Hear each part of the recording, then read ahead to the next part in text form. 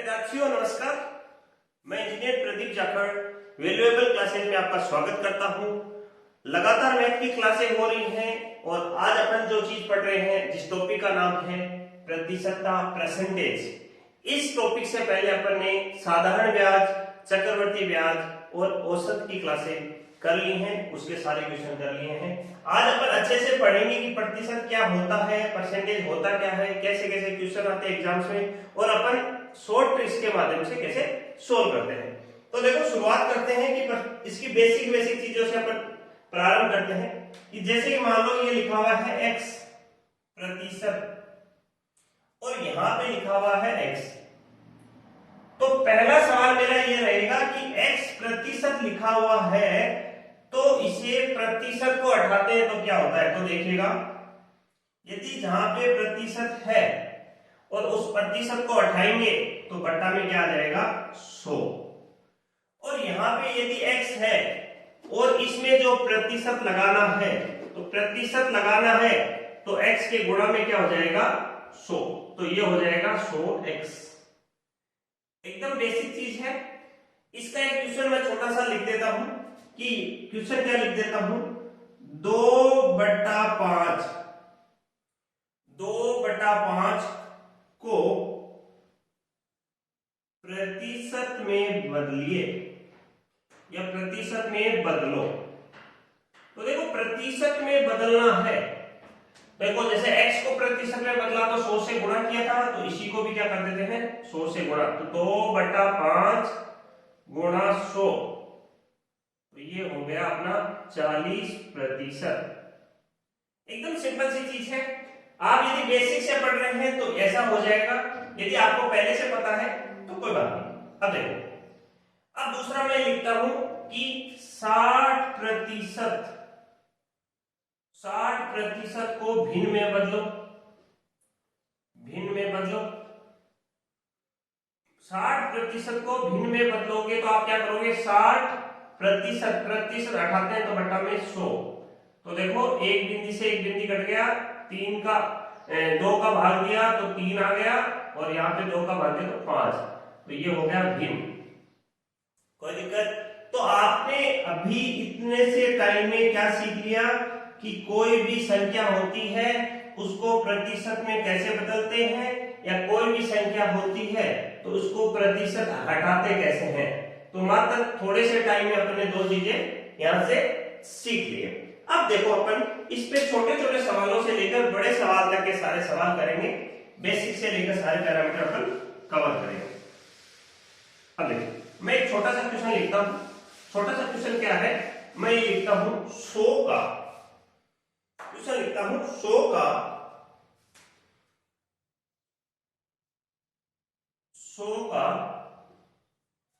18% ज्ञात करो। तो देखो कैसे ज्ञात करेंगे, 100 का की जगह गुणा आ जाएगा और 18 की जगह 18 आ जाएगा। प्रतिशत को हटाएंगे तो बटा में क्या आ जाता है 100। तो मैंने यहां से देखो पहले वाली चीज से प्रतिशत हटाना सीखा, अब की बार किसी संख्या का x प्रतिशत ज्ञात कर रहा हूं तो 100 का 18% कितना हो जाएगा 18। कोई दिक्कत। अब मैं ये कहूं कि 100 का 2 सही 1/3% क्या होगा। तो देखो मैं हर चीज में नई चीज लिख रहा हूं, क्या होगा। तो यहां पे 2 सही 1/3 को हल कैसे करते हैं, 2 को 3 से गुणा किया 6 प्लस 1 7, 7/3। तो 100 गुणा 7/3 प्रतिशत हटाया तो बट्टा में क्या आ जाएगा 100 आ जाएगा। प्रतिशत हटाया तो बट्टा में 100 आ गया, 100 से 100 कट गया, ये आ गया 7/3 लिख दो या क्या लिख दो 2.33। अब ये क्या आ जाएगा, 100 का 2 सही 1/3% क्या होगा, ये हो जाएगा 2.33।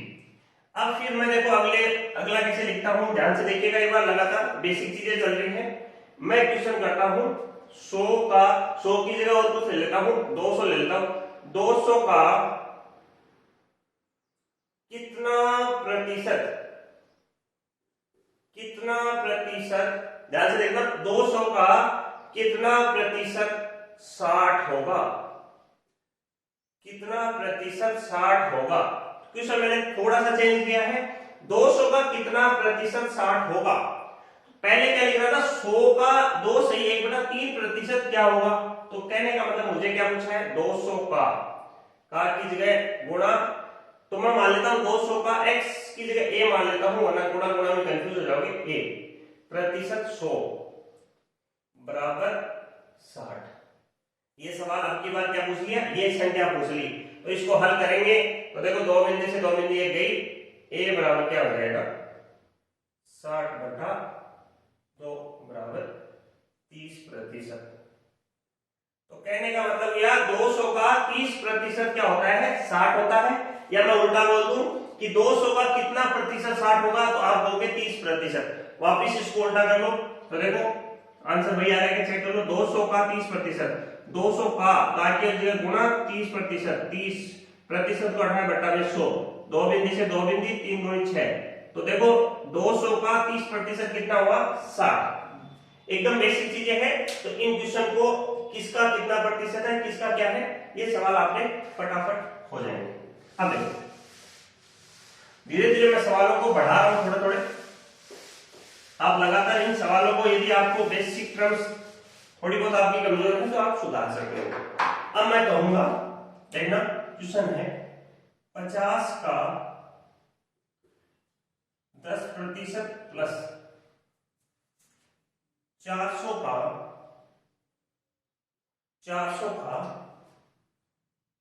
3 सही 1/4% प्लस x बराबर 300 हो तो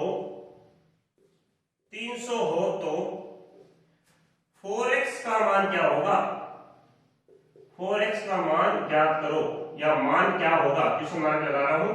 4x का मान पूछा है, तो देखो सबसे पहले 500 का 10%, तो सॉरी 50 का 10% को 18/100 प्लस 400 का की जगह गुणा 3 सही 1/4 को मैं लिख सकता हूं 4 3 12 और 1 13, 13/4 प्रतिशत हटाया तो बट्टा में क्या आ जाएगा 100 आ जाएगा।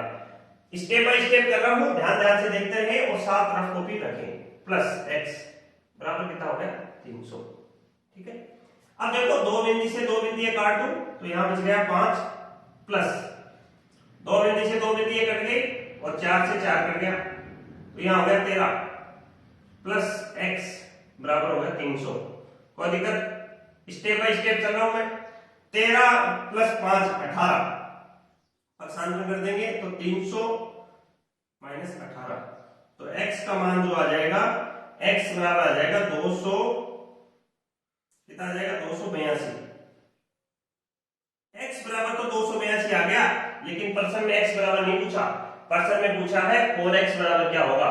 तो आप क्या करोगे, x4 गुणा x की वैल्यू है 282, 282 से गुणा करोगे और जो चीज आएगी वो अपना क्या हो जाएगा आंसर हो जाएगा।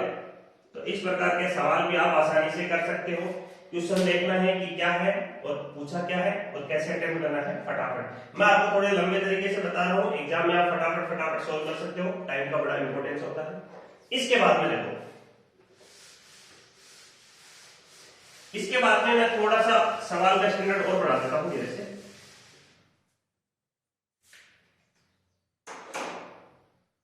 अब देखो अपन इस चीज में ये देखते हैं कि ऐसे सवाल अपन बार बार करेंगे तो अपनी क्या हो जाएगी प्रैक्टिस होगी। अब मैं कह रहा हूं, मैं लिख रहा हूं किसी संख्या में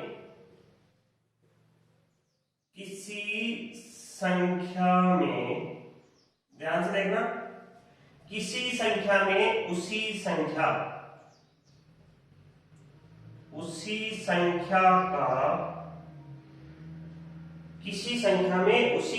का 25% जोड़ दिया जाए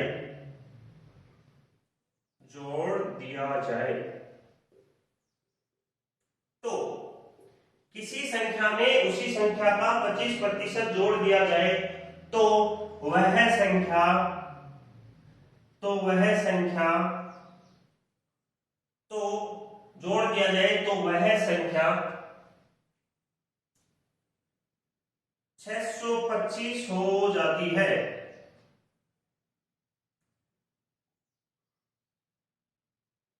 किसी संख्या में 25 उसी संख्या का 25% जोड़ दिया जाए तो वह संख्या 625 हो जाती है। या ऐसा लिख सकते हैं 25% जोड़ दिया जाए तो संख्या 625 हो जाती है। वह संख्या ज्ञात करो जाए तो संख्या 625 हो जाती है तो वह संख्या ज्ञात करो।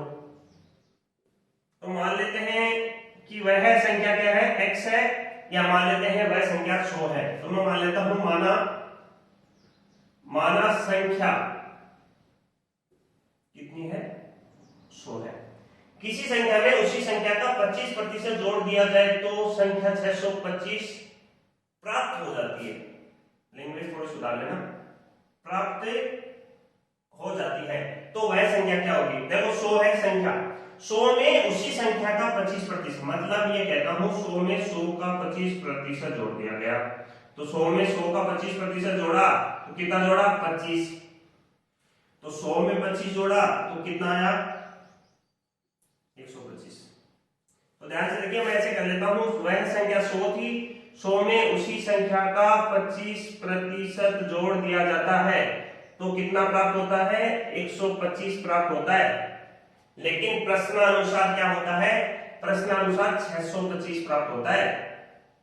मेरे अकॉर्डिंग होता है 125, तो प्रश्नानुसार क्या हो जाएगा, प्रश्नानुसार कितना प्राप्त हो जाएगा, 125 बराबर 625, एक बराबर हो जाएगा 625 बटा 125, और एक का मान यहां से आ जाएगा 1 बराबर 5।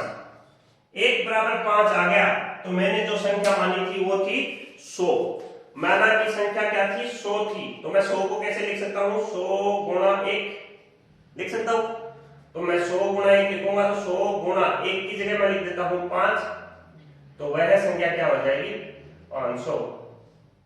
अब चेक कर लो, क्रॉस चेक करने के लिए आपको ऐसा लगे कि क्या पता 500 आंसर है या नहीं है, या कहीं अपनी गलती तो नहीं हो गई। तो चेक करने के लिए सीधा सीधा है 500, तो वह संख्या कितनी होगी, 500। तो 500 का 25% जोड़ दे, 500 का, तो 500 में 500 का 25% जोड़ो। पहले 500 का 25% निकाल लेते हैं। 500 का 25% ऐसे निकलता है, 500 गुणा 25, प्रतिशत है बट्टा में 100, दो बिंदी से दो बिंदी गई 125। तो देखो 500 का 25% जोड़ा तो ये आया 625। अब प्रश्न को दोबारा पढ़ लो, क्या यही चीजें थी क्या, आप कहोगे सर यही चीजें थी, तो आपका सवाल क्या हो जाएगा, सही हो जाएगा। कैसे हो जाएगा, एक बार के लिए दोबारा बता देता हूं। 500 किसी संख्या में उसी संख्या, किसी संख्या मतलब 500, अपन ने माना कितना था 100 में 25% जोड़ा 125 लिख दिया, ठीक है।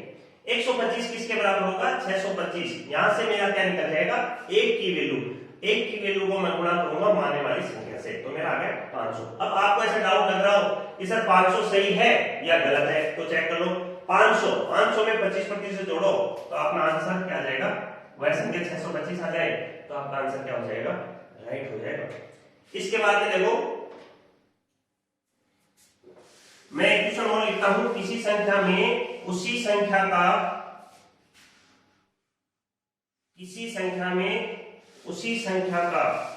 22% जोड़ दिया जाए, किसी संख्या में उसी संख्या का 22% जोड़ दिया जाए,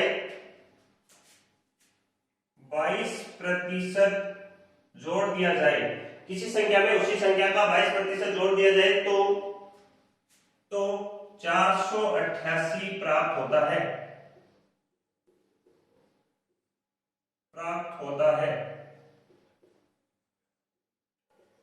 तो पूछ क्या रहा है, वह संख्या क्या होगी,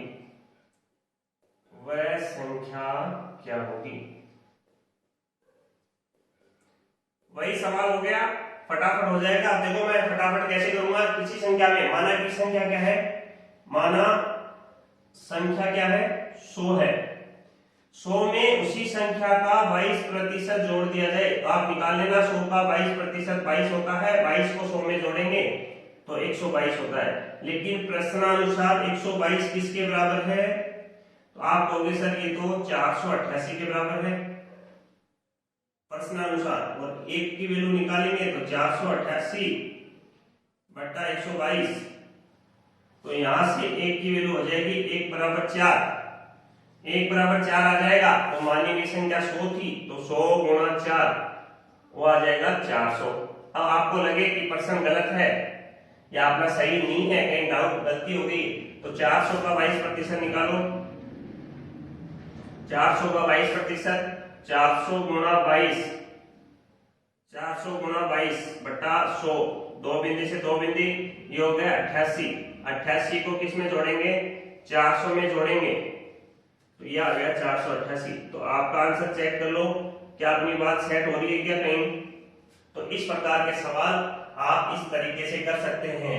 जरूरी नहीं है कि किसी संख्या में हमेशा जोड़ वाला क्वेश्चन में पूछे, ये भी पूछ सकता है किसी संख्या में से उसी संख्या का 20% 22% घटा दिया जाए, तो घटाने वाला सवाल भी देख लो। किसी संख्या में से उसी संख्या का, किसी संख्या में से उसी संख्या का 25 लिख देता हूं मैं यहां, किसी संख्या में से उसी संख्या का 25% जोड़ की जगह घटा, मतलब आपकी बात घटा रहे, घटा दिया जाए, तो किसी संख्या में से उसी संख्या का 25% घटा दिया जाए तो 675 प्राप्त होता है। तो वह संख्या क्या होगी, तो माना कि वह संख्या क्या है, माना वह संख्या 100 है, 100 में से 25% घटा रहे हैं, तो आपको पता होना चाहिए 100 का 25%, प्रतिशत को हटाएंगे बट्टा में 100, तो ये आ गया 25, 100 में से कितना घटाना है 25, 100 में से यदि आप 25 घटाओगे तो आपको पता है कितना आ जाएगा 75। ये कैलकुलेशन मैं करके दिखा रहा हूं, एक दो क्वेश्चन में आप लगातार अपनी रफ कॉपी और अपनी फेयर मेंटेन करेंगे तो ये प्रैक्टिस आपकी इतना लिखना नहीं पड़ेगा, आपको फटाफट हो जाएगी। तो संख्या क्या थी 100, 100 में से घटाया तो -25%, तो कितना आ गया 75। लेकिन प्रश्नानुसार क्या है 25% घटा दिया जाए तो कितना प्राप्त होता है 675, लेकिन यहाँ 25% घटाने में कितना प्राप्त हो रहा है 75।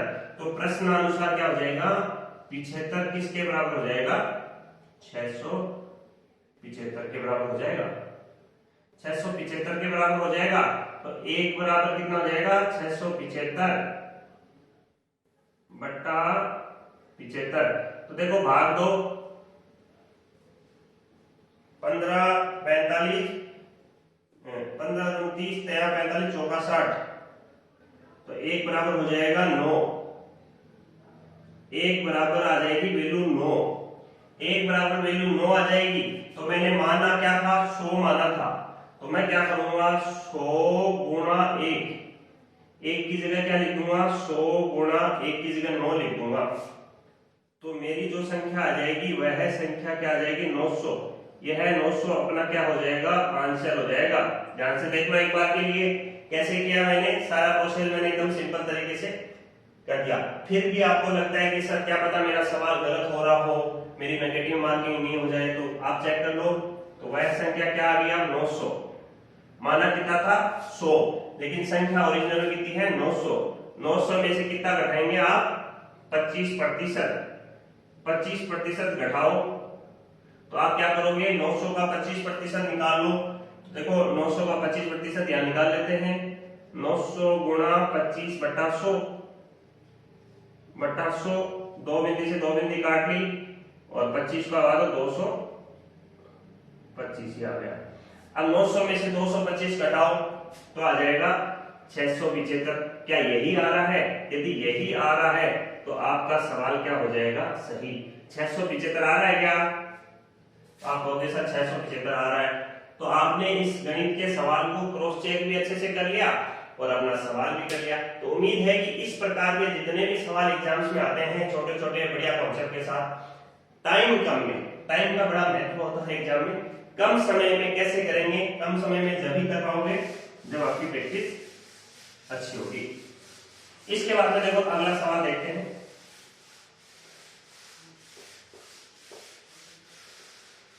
अगला सवाल मैं ये लिखता हूं, देखना, किसी संख्या में या किसी भी, ऐसे बोल देता हूं, किसी व्यक्ति की आय, किसी व्यक्ति की आय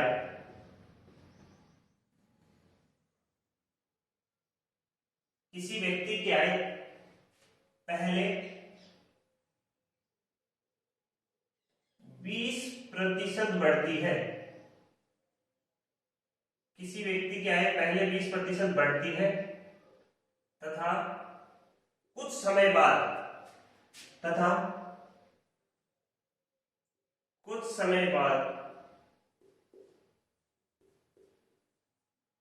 किसी व्यक्ति की आय पहले 20% बढ़ती है तथा कुछ समय बाद 10% और बढ़ जाती है, क्या बढ़ रही है, आय बढ़ रही है, और बढ़ जाती है, तो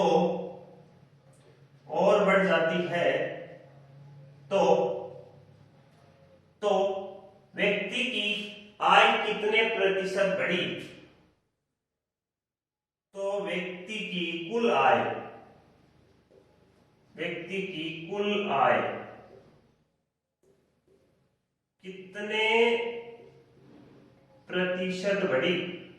कितने प्रतिशत बढ़ी। तो एक बार सवाल देख लो आप अच्छे से, सवाल देख के फिर इसका अच्छे से जवाब देंगे अपन। सवाल में क्या है कि क्या पूछ रहा है, ये सारी चीजें आपको अच्छे से दिमाग में होनी चाहिए। तो देखो, किसी व्यक्ति की आय, तो मैं मान लेता हूं उस व्यक्ति की आय क्या है, माना व्यक्ति की आय पहले कितनी थी, माना व्यक्ति की आय थी 100, ठीक है, 100 में कितनी बढ़ जाती है, तो आपको मैं सीधा सीधा बता दूं कि 100 का 20% 20 होता है और आय बढ़ी 20%, तो आय कितनी होगी, 120 होगी क्या, 100 में उसका 20%, 100 का 20% 20 होता है, 20 को 100 में जोड़ा तो कितना हो गया, 120। कुछ समय बाद 10% आय और बढ़ जाती है, तो जो 10% बढ़ेगी ना वो अब वर्तमान आय पे बढ़ेगी, तो 120 पे बढ़ेगी, ध्यान रखने वाली बात यही है। तो 120 का 10% निकालना पड़ेगा, 120 का 10%, प्रतिशत हटाया बटा में 100, 2 बिंदी से 2 बिंदी, तो कितना हो गया 12। तो 120 में उसका 10% जोड़ेंगे, 10% का मतलब हो गया 12, तो 120 में 12 जोड़ेंगे तो आ जाएगा 132। कोई दिक्कत, 132, पहले उसकी आय कितनी थी, 100 थी, अब कितनी है 132। कोई दिक्कत, अब 132 है तो बोलो बताओ आय में कितनी, कुल आय में कितनी वृद्धि हुई, तो आपको यहां से सीधा सीधा पता नहीं चल रहा है क्या, 100 रुपए थे आपके पास, 132 हो गए, तो 32% अधिक हो गए ना, तो देखो ये आय में वृद्धि हो गई 32% वृद्धि। पहले आपके पास 100 रुपए थे और अब है 132, तो देखो कितना हो गया 32। कैसे, ऐसे नहीं निकालो, देखो दोनों का अंतर कितना है 32 बट्टा, शुरू में आय कितनी थी 100 और प्रतिशत निकालना है तो 100 गुणा हो गया, कट गया 32%, ऐसे भी निकाल सकते हो या दोनों का अंतर करके वो सीधा निकाल सकते हो, जैसे आपको अच्छा लगे, उचित लगे आप उस प्रकार से कर सकते हो। अब देखो इस सवाल को मैं थोड़ा सा चेंज कर दूं, किसी व्यक्ति की आय पहले 20% बढ़ती है, 20% बढ़ती है तथा बाद में कुछ समय बाद 10%, कुछ समय बाद आय 10, कुछ समय बाद आय, कंप्लीट लिख देता हूं, आय 10% घट जाती है, तो व्यक्ति कुल आय कितने प्रतिशत बढ़ी ओब्लिक या घटी, चेक कर लेंगे भाई बढ़ी या घटी। सवाल को ध्यान से देखें। कोई व्यक्ति है तो उसकी आय में कितनी माना क्या कितना है 100। तो पहले 20% क्या होती है बढ़ जाती है। तो 100 का 20% बढ़ी, 100 थी आय, 100 का 20% 20 होता है, आय बढ़ी तो उसको जोड़ देंगे। 100 का 20% 20, 20 को 100 में जोड़ा तो 120। यहां तक कोई दिक्कत नहीं। कुछ समय बाद आय 10% घट जाती है, तो 100 में से आय घटेगी, वो माइनस होगा 10%। तो 120 का 10% अभी निकाला था, वो होता है 12। तो 120 में से 12 गए तो ये बचेगा 108। क्या कर रहा हूं मैं, 120 में से 12 गया, हाँ सही, 120 में से 12 गया तो 108 हो गया। अब ये अपनी पहले आय थी वो थी 100 और अब अपनी आय है 108। तो ये तो पता चल गया कि प्रतिशत कितना बढ़ा आय में, 8। कैसे बढ़ा देखो, ये हो गया 8, दोनों का अंतर 8 हो गया ना, या ऐसे लिख सकते हो दोनों का अंतर 8 बट्टा प्रारंभ में आय थी 100, प्रतिशत लगाए इसके लिए देखो 100 से 100 कट गया, ये हो गया 8%। कोई दिक्कत। तो जो आय में 8% की क्या हो गई, इसमें वृद्धि हो गई। ठीक है। अब मैं यदि सवाल को फिर से चेंज कर दूं और मैं सवाल में ये लिखूं कि किसी व्यक्ति की आय पहले 25%, किसी व्यक्ति की आय पहले 25% बढ़ती है तथा कुछ समय बाद आय 25% घट जाती है, तो व्यक्ति कुल आय कितने प्रतिशत बढ़ी या घटी। तो देखो इस सवाल को बहुत सारे बच्चे गलत करते हैं। कैसे करते हैं, वो ये सोचते हैं कि भाई देखो पहले 25 तो बढ़ गई, 25 ही घट गई, तो वो क्या करते हैं, न तो इसमें लाभ हुआ या न हानि, न आय बढ़ी न घटी। तो उसका बच्चे का सवाल ये बिल्कुल क्या हो जाता है, गलत हो जाता है। कैसे हो जाएगा देखो मैं आपको समझाऊंगा गलत कैसे होगा। देखो माना कि आय कितनी थी, आय को मैं मान लेता हूं 100, कोई दिक्कत। आय को 100 मान लेता हूं और 100 में क्या हुआ, आय पहले 25% बढ़ती है, तो 100 का 25% आप अलग से निकाल लेना, आपको नहीं पता हो तो 100 का 25% 25 होता है, 25 में 100 जोड़ेंगे तो होता है 125। कोई दिक्कत। अब देखो आय 25% बढ़ती है और 25% घटती है, तो बहुत सारे बच्चे एक ऑप्शन लिखाता है न तो आय बढ़ी न घटी, उस पे टिक लगा देते हैं। लेकिन वो गलत क्यों हो जाता है, क्योंकि जो ये दोनों प्रतिशत बढ़ने और घटने वाले हैं ये दोनों 100 पे नहीं निकाल रहे हैं, ध्यान रखना। एक तो निकाल रहे हैं 100 का 25%, दूसरा निकाल रहे हैं 125 का 25%। तो देखो 125 का 25% घटा रहा हूं, तो देखो 25% घटा रहा हूं, 125 का 25%, देखो 125 का 25% बट्टा में हो जाएगा 100। कोई दिक्कत। 25 का एक भाग दे लेता हूं 4। अब देखो ये हो गया 125 बट्टा 4, 125 बट्टा 4 हो गया और मेरे पास क्या है 125 है, तो मैं ऐसे कर देता हूं 125 में से 125 बट्टा 4 घटा देता हूं, तो देखो कितना हो जाएगा 500 माइनस 125 बट्टा 4, तो ये हो गया 375 बट्टा 4। फिर अपन भाग देंगे इसको, देखो भाग जाएगा तो साफ साफ पता चल रहा है कि यदि 400 होता तो 100 बार जाता, लेकिन 400 से का मैं भाग देते हैं, देखो 9 बार 36, 15 हुआ तो 4 की 12 पॉइंट और फिर 7 28 फिर 5, ये आ जाएगा 93.75। तो ये घटाया तो ये आया 93.75, यहां लिख देता हूं एक ही बात है 93.75। पहले जो आय थी वो 100 थी, 25% का आय बढ़ा दी गई तो 125 हुई। 125 का 25% माइनस किया तो आया 93.75। अब देखो इन दोनों का अंतर कितना हुआ, दोनों का अंतर करेंगे तो अपने पास 6.25% की क्या हो जाएगी, कुल आय में घटी या कमी हो जाएगी, ये हो जाएगी कमी। और यही अपना आंसर होगा 6.25%, ये अपना आंसर हो जाएगा।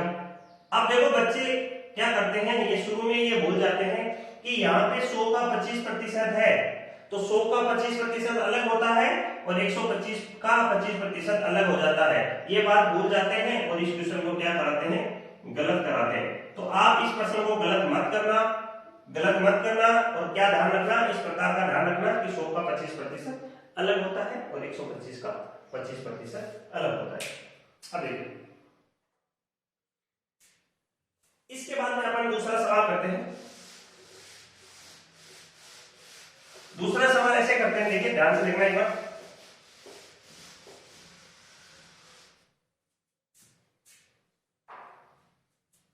एक सवाल और कर लेते हैं। सवाल क्या करते हैं, किसी संख्या में उसी संख्या का, या ऐसे लिखते हैं किसी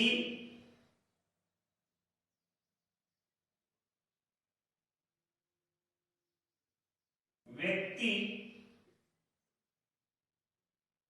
की आय पे ही कर लेते हैं, किसी व्यक्ति की आय पहले, किसी व्यक्ति की आय पहले 20%, किसी व्यक्ति की आय पहले 20% बढ़ा दी जाती है, किसी व्यक्ति की आय पहले 20% बढ़ा दी जाती है तो उसकी आय कितने प्रतिशत घटाई जाए, कितने प्रतिशत घटाई जाए, कितने प्रतिशत घटाई जाए जिससे व्यक्ति की आय में न तो कमी हो और न ही वृद्धि हो, जिससे व्यक्ति की कुल आय में, व्यक्ति की कुल आय में न तो वृद्धि हो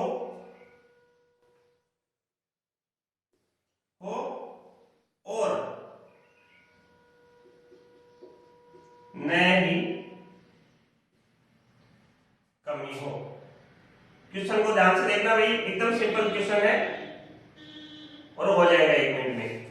किसी व्यक्ति की आय पहले 20% बढ़ा दी जाती है, तो मैं मान लेता हूं माना व्यक्ति की आय 100 थी और 100 का 20% बढ़ा रहे हैं तो 100 का 20% तो ये हो गया 120। अब कह रहा है तो उसकी आय कितने प्रतिशत घटाई जाए, तो यहां पे कितना घटाऊं, ध्यान से देखना, यहां पे कितना घटाऊं कि यहां पे वापस 100 आ जाए। दोबारा देखो, यहां पे कितना घटाऊं कि वापस 100 आ जाए।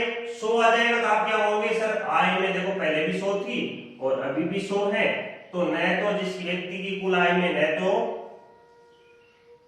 वृद्धि हुई और न ही कमी, मतलब न्यूट्रल हो गया, ये एकदम कमी वृद्धि कुछ भी नहीं हुई।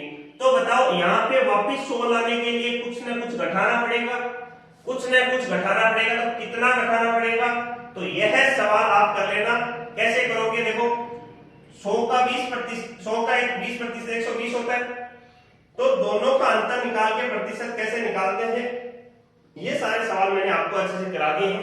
तो इसका जो आंसर आएगा लगभग 16 पॉइंट के लगभग आएगा जो होगी, क्योंकि 12 दूनी 24 तो 20% से ज्यादा हो जाएगा और ये लगभग 16 के लगभग कोई आंसर आएगा। तो इस प्रकार के सवाल आप कर लेना। यहाँ पे माइनस आएगा, माइनस क्यों आएगा, क्योंकि 120 में से कुछ प्रतिशत घटा रहे हैं।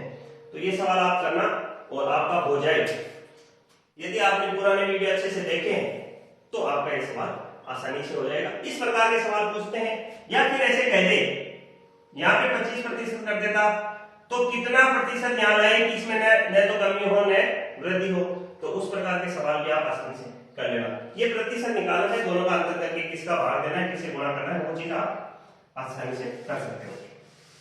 तो देखिए इसके बाद में अगला सवाल करते हैं।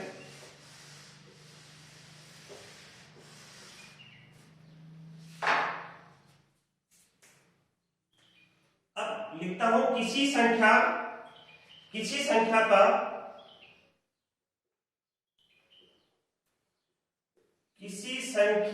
के 30% व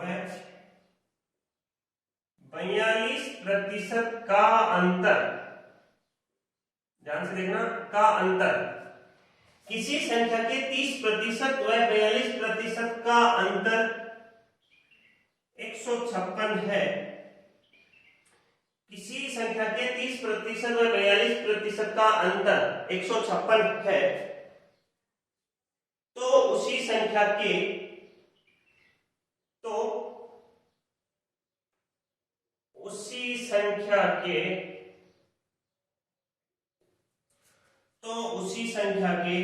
18% व 32% का योग क्या होगा। बहुत अच्छा सवाल है, सिंपल सा भी है, कॉन्सेप्ट समझना है, फटाफट हो जाएगा।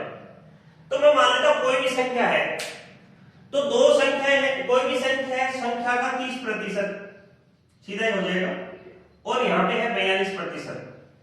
अब मेरे को ये बताओ 30% और 42% का अंतर कितना होगा। आप कहोगे सर इसका तो अंतर होगा 12%, ठीक है। अब मैं मानता कि ये संख्या 100 थी, तो 100 का 30% 30 और 100 का 42% 42, और दोनों का अंतर कितना हो जाता 12। का अंतर किसके बराबर है 156। तो मैं यहां से डायरेक्ट लिख सकता हूं, यहां से 12 बराबर कितना है 156, तो यहां से एक का मान कितना हो जाएगा, देखो 156 बटा 12, तो एक बराबर हो जाएगा यहां से 13। देख लो 3 दूनी 6 आ गया, और मल्टीप्लाई करके आप बाहर देके निकाल लेना। अब कह रहा है उसी संख्या के 18% व 32%, तो उसी संख्या का 18%, तो वह संख्या का 18% 18 और 32, तो ये 32 हो गया। दोनों का अब की बार योग कर रहा है, पिछली बार अंतर था, यहां क्या था अंतर, तो 42 माइनस 30 था तो 12 आ गया। यहां क्या कर रहा है योग, तो योग करेगा तो क्या करेगा 32 प्लस 18, तो ये आ जाएगा 50। 32 प्लस 18 का योग क्या होगा, तो सीधा सीधा है, देखो यहां पे आ गया 50, तो मैं इसको ऐसे लिखूं 50 गुणा 1 या 50 गुणा 13, तो ये हो गया 650। यही अपना क्या आ जाएगा आंसर हो जाएगा। तो इस प्रकार के सवालों को अपन आसानी से कर सकते हैं। अब तुम मेरे दिमाग में ऐसे है कि सर 100 मान के करो, तो देखो 100 मान के कर लेते हैं। 100 का 30% 30, 100 का 42% 42, दोनों का अंतर कितना हुआ 12% हट जाएगा उस टाइम। 100 का 18% 18, 100 का 32% 32, दोनों को जोड़ा तो 50 आ गया। अब देखो यहां से मैंने क्या लिखा, अंतर बराबर 156 लिख रखा है, मतलब इन दोनों का अंतर कितना है 156 के बराबर, लेकिन यहां पे कितना है 12, तो 12 बराबर कितना हो जाएगा 156 हो जाएगा। तो यहां से मेरी जो वैल्यू आएगी वो वैल्यू आ जाएगी 1 की वैल्यू आ गई, तो अपन क्या कर सकते हैं 1 की वैल्यू आ जाएगी तो दोनों का योग करेंगे और जितना भी योग आएगा उसको 1 की वैल्यू से मल्टीप्लाई कर देंगे, तो अपना क्या आ जाएगा आंसर आ जाएगा। तो उम्मीद है इस प्रकार के सवाल आप लगातार करते रहोगे, एग्जाम्स के क्वेश्चन उठाओ, देखो, प्रैक्टिस करो। जिस किसी भी एग्जाम की तैयारी कर रहे हैं आप टाइम का ध्यान रखें और इस प्रकार के क्वेश्चनों को अच्छे से समझें और लगातार प्रैक्टिस करते रहें।